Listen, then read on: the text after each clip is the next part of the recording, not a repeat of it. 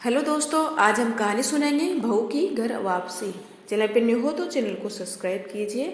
महेश जी सुबह की सैर करके वापस लौटे ही थे कि उनकी पत्नी शारदा ने शिकायत करनी शुरू कर दी। शारदा, देखा आपने अपनी बहू के रंग? मैंने पहले ही कहा था बेटा बेटा कहकर उसे सर पर मत चढ़ाओ। महेश जी, क्या हुआ? क्यों इतना परेशान हो? शारदा, मैं सुबह नाश्ता बनाने जा रही थी। कविता कहने लगी, मम्मी जी आप रहने दो, पहले मैं अपना और रितेश का नाश्ता बना लूं। आप और पिताजी तो घर पर ही रहते हो, बाद में नाश्ता कर लेना। मुझे आज तक किसी ने किचन में जाने से नहीं रोका, अब इनसे पूछकर किचन में जाना पड़ेगा। महेश जी, सही तो कह रही है। कविता और रितेश सुबह जल्दी ऑफिस के लिए निकलते हैं, तुम तो बेकार ही परेशान हो रही हो। शारदा जी बिना कुछ बोले किचन में नाश्ता बनाने चली जाती है। इसी तरह हर दिन बात बात पर शारदा जी अपनी बहू कविता से बहस करती रहती थी। एक दिन रितेश ने कहा, रितेश पापा मैं सोच रहा था कि कहते कहते वह रुक जाता है। महेश जी, क्या बात है बेटा, साफ साफ बोल। रितेश, पापा माँ और कविता में हर दिन बहस होती रहती है, क्यों न हम अलग रहने लगे। तभी वह शारदा जी आ जाती है।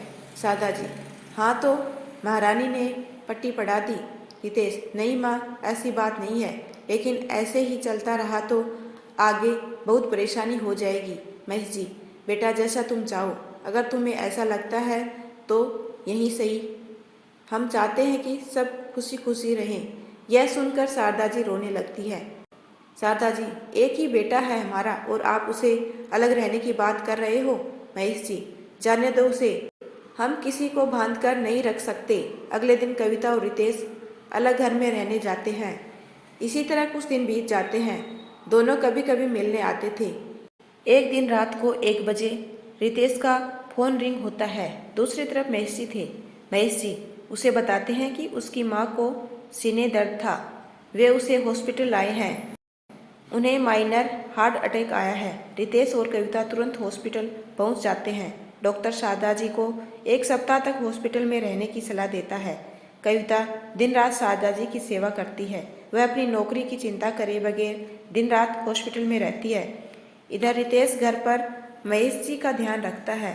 1 सप्ताह बाद जब डॉक्टर उन्हें डिस्चार्ज करता है तो कविता कहती है, कविता माँ को हम अकेला नहीं छोड़ सकते, हम अब माँ पिताजी के साथ रहेंगे। यह सुनकर शारदा जी की आंखों से आंसू आ जाते हैं। वह बहू को पहली बार कहती है, शारदा जी बेटी मुझे माफ़ कर दे।